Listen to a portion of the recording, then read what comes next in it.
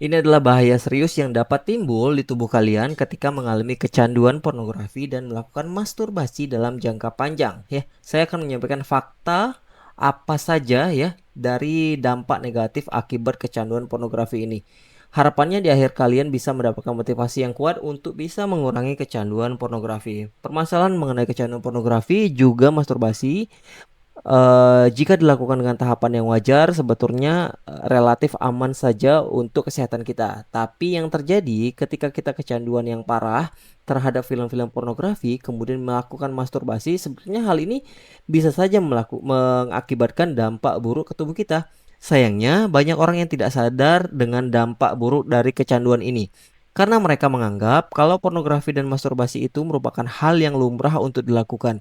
Tentu kita harus ingat ya, segala sesuatu itu kalau sudah dilakukan berlebihan, hal ini bisa berdampak atau menimbulkan bahaya yang kurang baik bagi tubuh kita.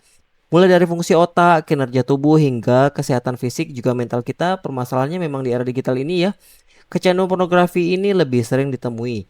Karena untuk mengakses itu relatif lebih mudah ya, berbeda dengan dulu. Berbeda dengan dulu, mengakses pornografi itu memerlukan sesuatu tantangan atau effort yang lebih. Nah, tapi sekarang untuk mengakses semuanya itu semudah dengan menjentikkan jari kita. Kita bisa langsung mengaksesnya dari tangan kita langsung ya.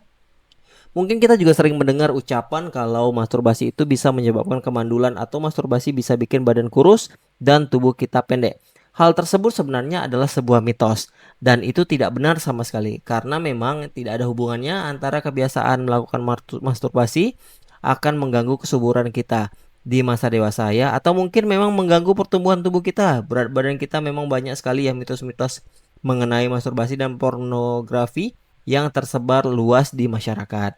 Sebagian besar memang banyak yang keliru, tapi jangan salah, ada juga loh dampak negatif yang sebetulnya merupakan sebuah fakta. Nah, jadi di sini saya akan menjelaskan apa saja sih fakta-fakta dampak buruk dari kecanduan pornografi.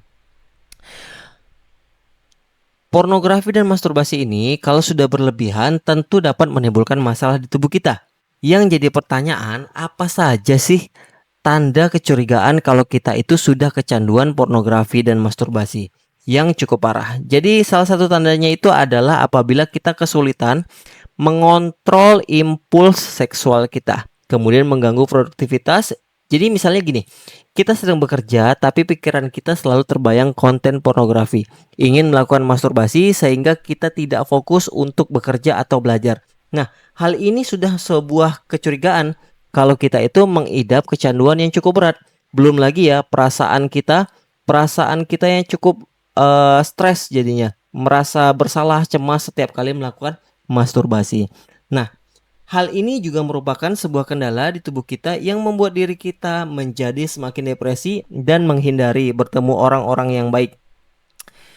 Baiknya, sekarang kita langsung ke poin utama pembahasan ini. Dari 3 bahaya akibat kecanduan pornografi dan masturbasi tubuh kita, di akhir akan saya paparkan juga bagaimana solusi terbaiknya. Yang pertama dampak buruk dari kecanduan pornografi ini diketahui bisa mempengaruhi struktur dan fungsi otak kita.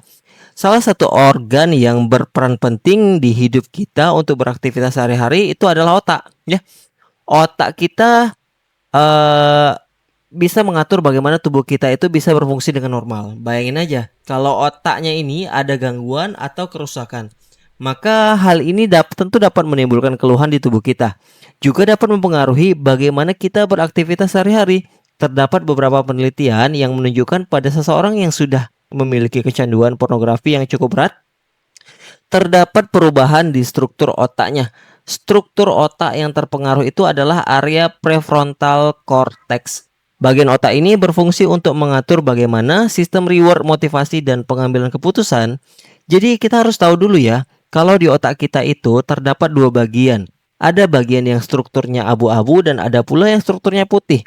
Pada pecandu pornografi yang berat terutama, penelitian menunjukkan terdapat penurunan struktur abu-abu di area prefrontal cortex. Padahal sebetulnya struktur abu-abu ini berisi sel saraf yang bertugas untuk mentransmit informasi juga memori. Bayangin aja ketika struktur abu-abu ini semakin mengecil di area prefrontal cortex kita, atau bagian otak tersebut. Maka yang terjadi adalah terdapat gangguan dalam fungsi otak, terutama kita mengambil keputusan jadi salah gitu, keputusan yang salah ya. Emosi kita menjadi tidak stabil, kemudian juga kita menjadi mudah cemas dan sering tidak puas ya. Di samping itu juga otak kita itu ketika menonton pornografi akan mengeluarkan zat yang namanya dopamin. Nah, dopamin ini akan keluar dalam jumlah yang besar dan dia itu mengatur bagaimana sistem kepuasan tubuh kita bekerja. Permasalahannya, ketika kita menonton pornografi dalam jangka panjang, otak kita menjadi perlu dopamin yang lebih tinggi lagi agar kepuasan kita itu bisa tersalurkan. Nah, begitu dia tuh. Hingga sampai saat suatu kita terpuaskan dengan hal-hal yang distimulasi oleh konten pornografi tersebut. Otak kita juga bisa menjadi kebas ya, semacam kebas dengan rangsangan yang normal. Kita jadi menginginkan rangsangan yang lebih luar biasa tingginya sekarang. Kita lanjut ke nomor 2 ya, yaitu adalah dampak pornografi terhadap produktivitas dan kerusakan mental kita. Mental kita jadi selain merusak otak, pornografi juga dalam dosis yang terlalu tinggi hingga menimbulkan kecanduan juga dapat menurunkan produktivitas hingga dapat mengganggu kesehatan mental kita. Jadi paling sering ya, pada pecandu pornografi itu mereka menjadi malas untuk bekerja. Karena apa? Karena mereka menganggap kalau bekerja itu sesuatu yang membosankan.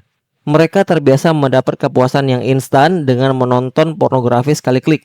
Muncul di tangan ya, nonton pornografi kemudian masturbasi, mereka sudah berhamburan dopamin yang keluar, akhirnya merasa terpuaskan sendiri ketika harus melakukan effort untuk mendapatkan kepuasan, mereka menjadi malas bahkan cenderung untuk menghindarinya. Dampak lainnya adalah pada pecandu yang berat ya, mereka itu sering kali kesulitan untuk melakukan aktivitas sosial dengan manusia-manusia lain karena mereka lebih asik aja untuk mengurung diri, menonton pornografi dan melakukan masturbasi.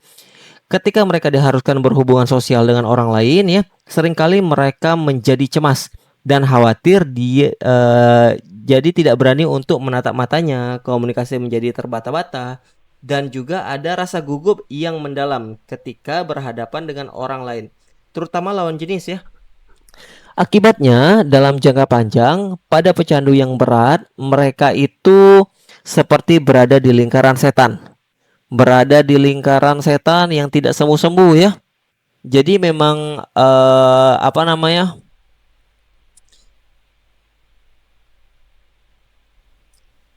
Mereka itu menjadi tidak termotivasi, tidak percaya diri atau kesulitan untuk berhubungan sosial hingga akhirnya mengurung diri baik sebelum sendirian ya tanpa mau untuk interaksi dengan orang lain. Nah, sekarang kita lanjut ke dampak buruk pornografi yang ketiga, yaitu adalah dapat timbul gangguan pada fungsi seksual ya. Sebetulnya ketika ditanya apakah kalau kita melakukan masturbasi dapat menyebabkan terjadi impotensi, jawabannya adalah tidak.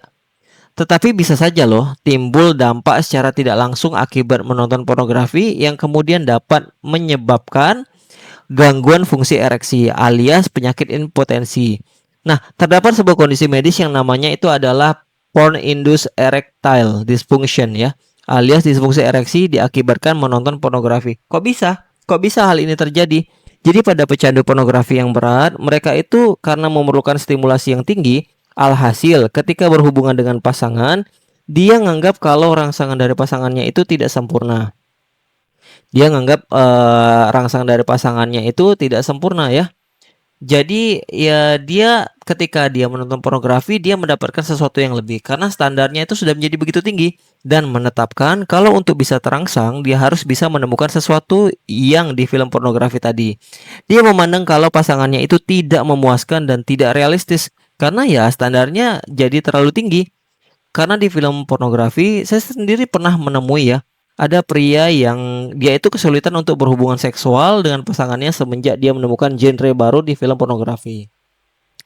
Di genre tersebut, kebetulan dia menyaksikan genrenya yang cukup hardcore adegannya. Alhasil dia menjadi terangsang dengan adegan hardcore tersebut.